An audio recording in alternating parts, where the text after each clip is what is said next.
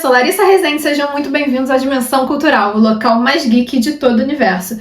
E nesse vídeo nós vamos nos aventurar por um mundo pós-apocalíptico, um labirinto mortal e uma organização com um nome duvidoso. Estamos começando mais uma saga literária e dessa vez nós vamos falar sobre o fim do mundo. Porque é isso, é um romance policial, é uma fantasia medieval bem violenta, um suspense bizarro. De vez em quando a gente joga uma comédia romântica no meio, mas no geral o meu gosto literário gira em torno desses gêneros. E eu tô bem animada porque esse livro possui uma premissa bem interessante e instiga o leitor, e pelo que eu me lembro, eu tive uma boa experiência cinematográfica com a adaptação desse livro. Então bora falar das aventuras de Thomas e seus amigos no labirinto da Cruel.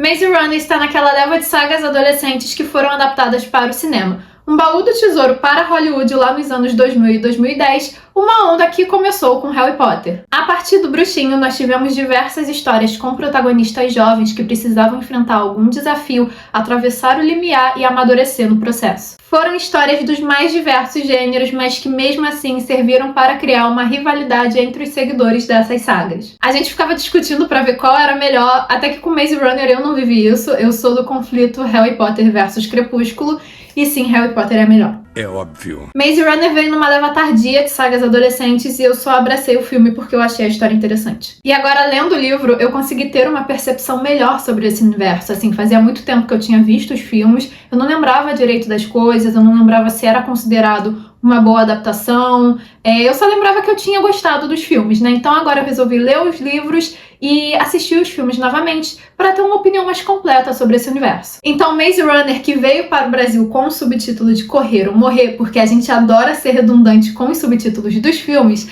vai nos apresentar Thomas, um jovem que acorda num elevador sem conseguir lembrar de nada da sua vida além do seu nome. Primeiro dia, novato.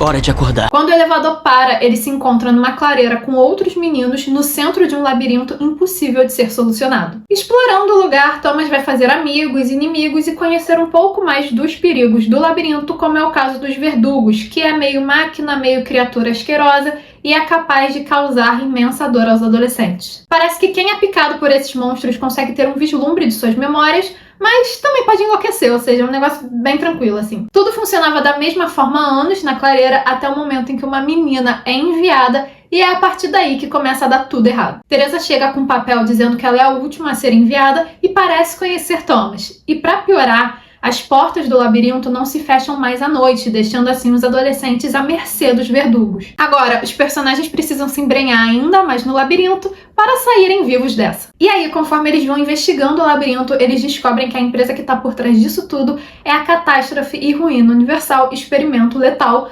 também conhecida como Cruel. Cara, eu adoro esse nome. Na verdade, eu adoro quando uma história faz isso, coloca uma sigla para algo que diz exatamente o que essa coisa é. Sem falar que eles precisaram ser muito criativos na escolha do nome para que no final a sigla seja Cruel ou Wicked em inglês. E os envolvidos com a empresa ficam toda hora falando que Cruel é bom. Então, assim, é um jogo de palavras bem interessante. E falando de palavras, eu preciso dizer algo que me incomodou um pouco quando eu comecei a ler o livro, que é o caso do vocabulário dos personagens. Eles usam um vocabulário próprio que surgiu na clareira e assim, eu achei meio bobo, tipo, ai, seu cara de Mértila. Cara, é bobo, sabe? Eu nem lembrava que eles falavam assim no filme, mas eles falam, só que no livro parece focar mais nessa questão do vocabulário. Aí eu lembrei que são todos adolescentes, assim, apesar de todos os atores que fizeram o filme terem mais de 18 anos na época, porque é assim que Hollywood representa a juventude, ainda assim os personagens são adolescentes. Então eles têm o direito de serem bobos, e aí o meu incômodo não tem embasamento. Talvez se eu tivesse lido essa saga ainda adolescente, essa parte da escrita não iria me incomodar tanto. O livro pode ser apreciado por todo mundo, ainda mais se você curte uma história pós-apocalíptica, mas ele tem o seu público-alvo. São um bando de adolescentes presos no meio de um labirinto sem conseguir achar a saída, mas eles são inteligentes, eles conseguem sobreviver, eles criam uma sociedade organizada ali. E eles não podem ser bobos por alguns momentos, tipo, eles não podem chamar Cocô de Mértila. E falando nos personagens, eu gosto do Thomas e entendo completamente a construção do personagem. Porque, assim, se você chega no meio de um labirinto com um bando de gente te olhando sem lembrar de nada, você também encheria as pessoas de perguntas, muitas vezes perguntas repetitivas e irritantes, porque você quer saber o que está acontecendo. Acho uma palhaçada os outros clarianos não terem paciência e não serem tão legais assim com ele, porque todo mundo já passou por isso. E assim, os únicos que são realmente legais com ele são o Newt e o Minho, que são verdadeiros amigos do Thomas. O resto a gente sabe que é figurante. E o Chuck, que é como se fosse o irmão mais novo para o protagonista, e por conta disso nós não falamos sobre o Chuck aqui. A Teresa, que é colocada no meio de adolescentes com hormônios à flor da pele, é a personagem mais misteriosa dessa história e você desconfia dela logo de cara. Além disso, ela tem uma telepatia com o Thomas e eu fiquei muito surpresa com isso. Assim, é a coisa mais esquisita que tem nesse livro. Sério. E tem o Gally, que é aquele personagem que é criado pra fazer você sentir raiva. Ele pode ter até alguma razão, mas você não vai concordar com ele. E no filme ele é interpretado pelo Will Poulter, e eu não sei porquê, mas eu tenho a impressão de que esse ator só faz personagem desgraçado. E eu preciso falar também de um outro personagem que é extremamente importante e tá ali sempre assombrando os personagens e o próprio leitor, que é o Labirinto. É uma presença tão essencial que ele tem os seus momentos de protagonismo. Labirinto não é necessariamente uma ferramenta muito original. Histórias desse tipo acontecem desde a antiguidade. Mas ainda é uma ferramenta que traz um clima de mistério, que instiga o desafio e a ousadia para os personagens se embrenharem em caminhos confusos, com a esperança de encontrar uma saída, com a certeza de que existe uma saída e que o que quer que tenha nessa saída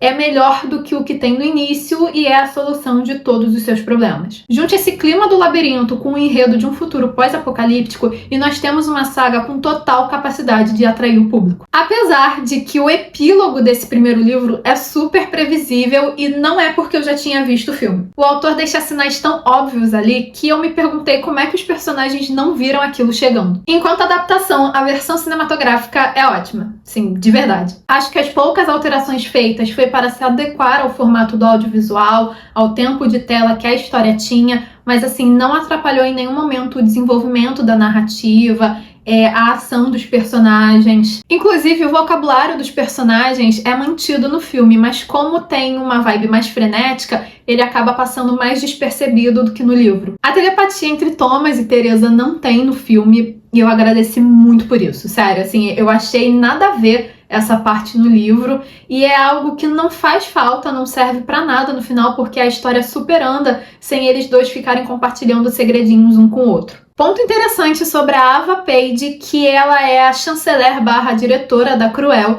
e ela é apresentada no filme como a maior desgraçada de todas, e ela é, sim, sem dúvida. No livro, o ponto de vista dela aparece através de memorandos que ela envia por e-mail a outras pessoas que trabalham para a Cruel, e eu adorei isso, porque nós temos o ponto de vista da personagem sobre a situação e ela nos conta um pouco mais do que está acontecendo ali na narrativa, informações que os capítulos com o ponto de vista do Thomas e o filme não nos apresentam. Maze Runner meio que consegue equilibrar o clima adolescente com a seriedade do momento em que os personagens se encontram. Por ser uma saga juvenil, o livro tem os seus momentos de leveza, a leitura flui, é bem tranquila. Mas ao mesmo tempo, os personagens estão passando por desafios que são demais para as suas idades. Então, assim, eles vão tomar decisões muito maduras, vão passar por situações difíceis, enquanto eles deveriam estar apenas se divertindo em sessões de lutinhas lá na clareira. Apesar do estranhamento inicial, a escrita do autor é bem fluida